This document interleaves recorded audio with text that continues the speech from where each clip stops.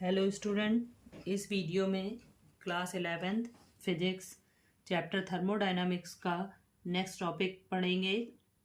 तो अब next topic है specific heat of a gas.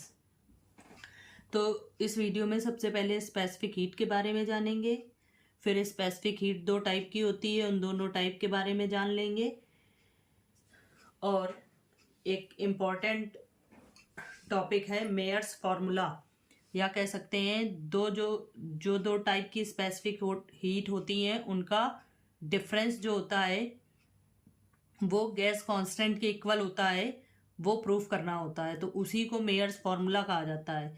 तो इतने सारे टॉपिक जो हैं इस वीडियो में कंप्लीट करेंगे। तो सबसे पहले समझ लेते हैं स्पेसिफिक हीट के बारे में। जब किसी भी गैस को हीट किया जाता है, इसका वॉल्यूम और प्रेशर चेंज हो जाता है और टेम्परेचर भी इंक्रीज हो जाता है। तो कुछ एक पर्टिकुलर अमाउंट की हीट की रिक्वायरमेंट होती है। उस हीट के लिए कंडीशंस होती है कि 1 ग्राम गैस का 1 डिग्री सेल्सियस टेम्परेचर चेंज करने के लिए पर्टिकुलर जो हीट की ज़रूरत होती है वो हीट कहलाती है स्पेसिफिक हीट, और इसको C से रिप्रेजेंट किया जाता है। इसका फॉर्मूला, इसकी SI यूनिट, ये सारी चीज़ें समझ लेंगे। तो सबसे पहले इसकी डेफिनेशन जानते हैं क्या होती है। When a gas is heated its volume and pressure change with the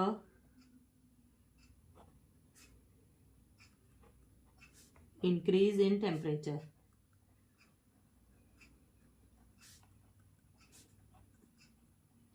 temperature में इंक्रीज होने के साथ साथ इसका जो प्रेशर और वॉल्यूम होता है वो भी चेंज हो जाता है जब किसी भी गैस को हीट किया जाता है।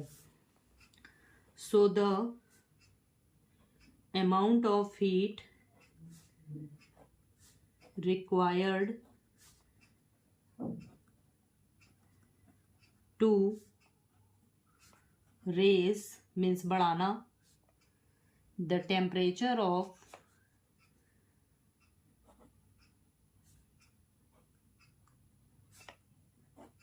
one gram of gas through 1 degree Celsius is not fixed।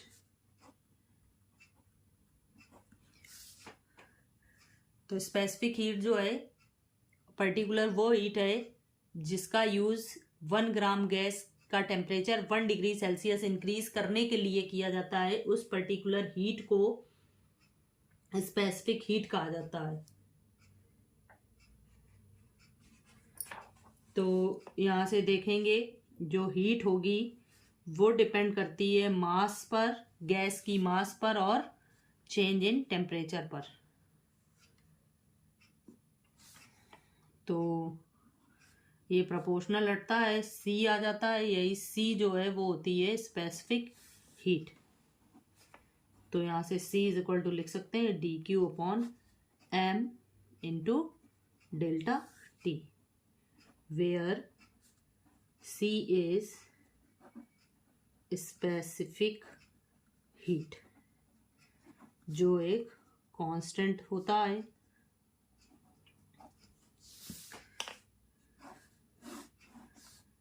अब इसकी अगर SI यूनिट समझेंगे तो SI यूनिट हो जाएगी, SI unit of C is joule पर kilogram kelvin.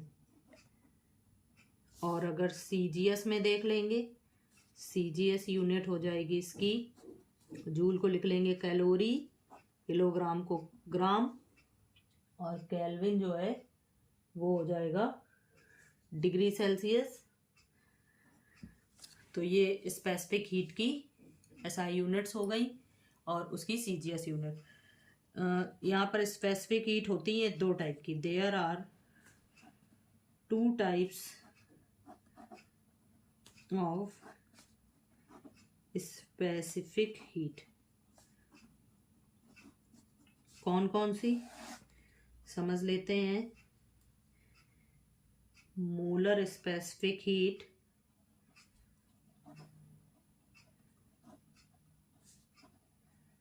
Eight constant volume, जिसे CV से रिप्रेजेंट किया जाता है, और दूसरी होती है molar specific heat at constant pressure, जिसे CP से रिप्रेजेंट किया जाता है। तो यहाँ पर एक फैक्ट होता है कि जो molar specific heat at constant pressure होती है वो हमेशा molar specific heat at constant volume से ज़्यादा होती है, या शॉर्ट में कह सकते हैं CP is always greater than CV। इस फैक्ट को समझ लेंगे, CP is greater than CV।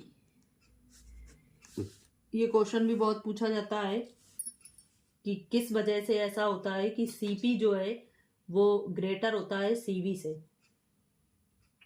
इसका फैक्ट होता है जब किसी भी गैस को कांस्टेंट वॉल्यूम में हीट किया जाता है तो उसकी पूरी जो हीट है वो टेम्परेचर या फिर कह सकते हैं गैस की इंटरनल एनर्जी को इंक्रीज करने में यूज हो जाती है। जबकि कांस्टेंट प्रेशर पे जब गैस को हीट किया जाता है तो गैस एक्सपेंड होती है, और जो भी एक्सटर्नल प्रेशर होता है उसके अगेंस्ट कोई भी वर्क डन नहीं होता है, और जो हीट होती है वो 2 पार्ट में डिवाइड हो जाती है।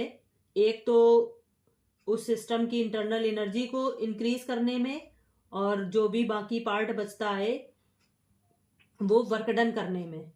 तो यहां से देखा जा सकता है कि कांस्टेंट वॉल्यूम पे जो हीट होती है स्पेसिफिक हीट, वो सिर्फ गैस की इंटरनल एनर्जी को ही बढ़ाने में या कह सकते हैं टेम्परेचर को बढ़ाने में यूज होती है। जबकि कांस्टेंट प्रेशर पर जब गैस को हीट किया जाता है तो वो 2 तरह से काम करती है। एक गैस की इंटरनल एनर्जी को तो बढ़ाती ही है, और एक्सटर्नल जो भी प्रेशर होता है उसके अगेंस्ट कुछ ना कुछ वर्क डन भी करती है। तो इसी वजह से जो CP होती है वो ऑलवेज ग्रेटर होती है CV से। तो अब इसको थोड़ा सा लिख लेंगे शॉर्ट में। When a gas is heated at constant volume,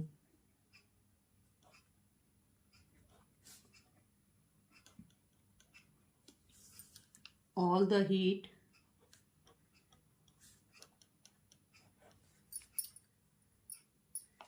is used to increase the temperature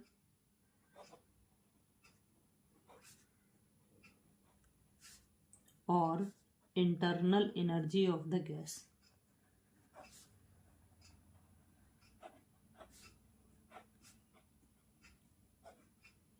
ये तो बात हो गई कांस्टेंट वॉल्यूम के लिए। अब दूसरा समझ लेते हैं। When a gas is heated at constant pressure, जब कांस्टेंट प्रेशर पर हीट किया जाता है द गैस एक्सपेंड, तो रिजल्ट देखा जाता है कि जो भी गैस होती है वो एक्सपेंड हो जाती है। It means the heat supplied is used in 2 ways। जो हीट सप्लाई हो रही है वो 2 तरीके से यूज की जा रही है। कौन कौन से? पहला जो है वो एक पार्ट जो होता है partly to increase the internal energy, partly to increase the internal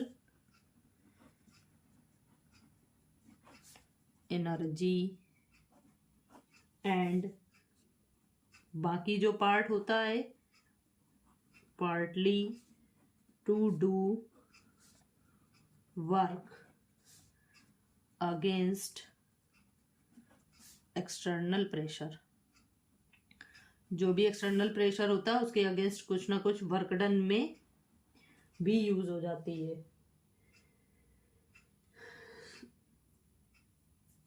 तो कह सकते हैं hence CP is greater than CV.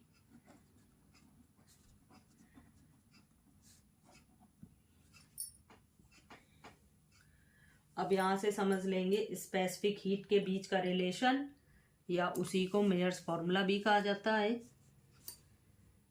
Specific heat relation या इसी को कहा जाता है मेयर्स फॉर्मूला।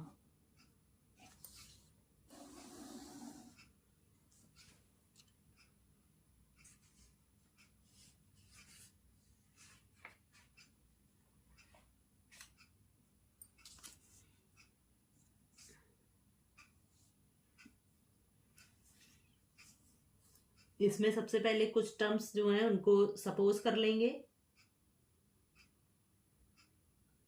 मेयर साइंटिस्ट थे, उन्होंने जो भी कंडीशंस लेकर के अपना फॉर्मूला ड्राइव किया था उन कंडीशन को समझ लेंगे। लेट अस कंसीडर, फिर समझेंगे इसका डेरिवेशन, जो एक इम्पॉर्टेंट टॉपिक है। Let us consider 1 mole of an ideal gas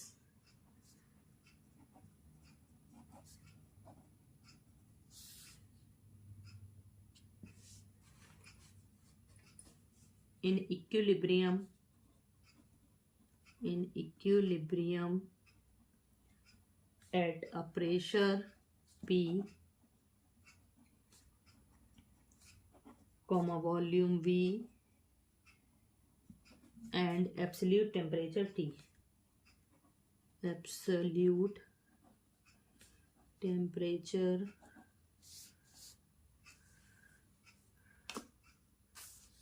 T. Let CV and CP is the molar specific heat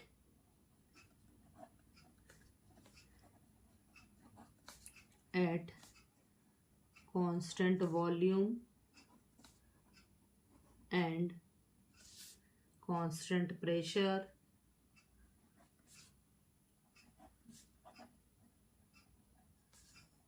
respectively.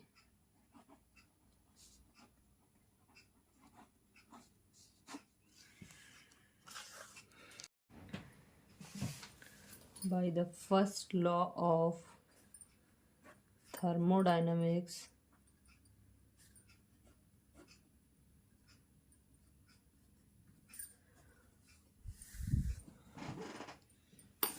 dq is equal to du plus dw, इसको डाल देंगे equation 1। अब गैस जो है उसको कांस्टेंट वॉल्यूम पर heat करेंगे। Let the gas is heated at constant volume.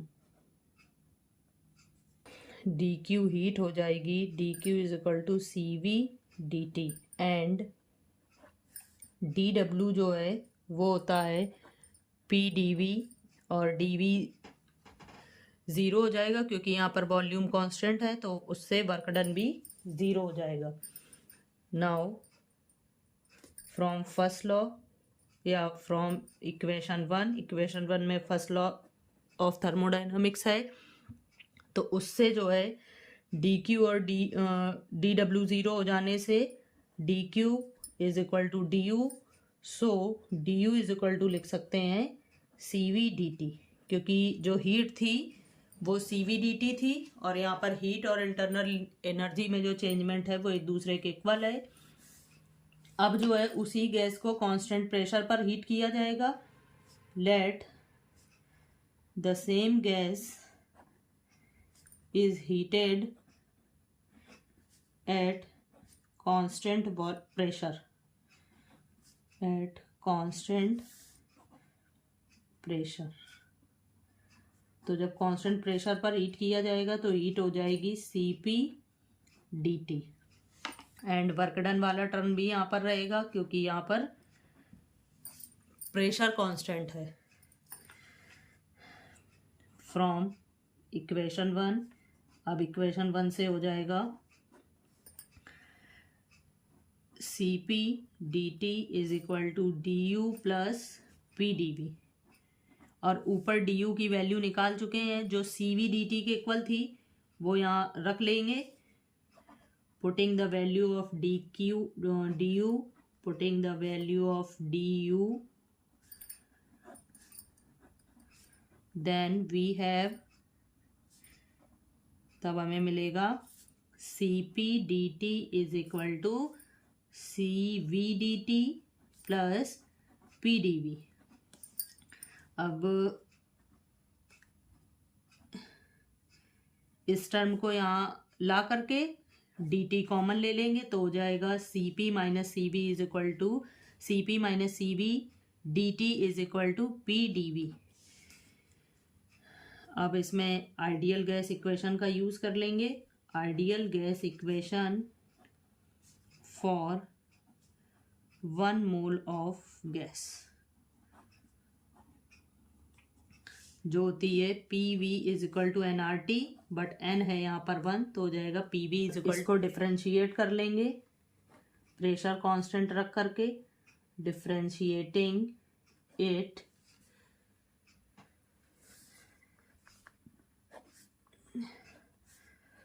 On keeping constant pressure. Pressure को कांस्टेंट रख करके इसको जब डिफ्रेंशिएट किया जाएगा तो आ जाएगा PdV is equal to RdT। Therefore जो ऊपर वाली इक्वेशन थी वो हो जाएगी CP minus CV dt is equal to PdV की जगह रख देंगे RdT, dt और dt हो जाएगा कैंसिल, तो यहाँ से आ जाएगा CP minus CV is equal to R। ये रिलेशन होता है स्पेसिफिक हीट के बीच में, या CP minus CV is equal to R, यही होता है Mayer's formula. This is Mayer's formula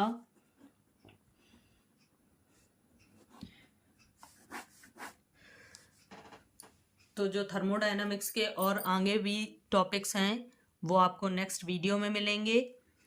और अगर आपको ये वीडियो और ये टॉपिक अच्छे से समझ में आया हो तो इस चैनल को लाइक करें, सब्सक्राइब करें एंड शेयर करें। Okay, thank you.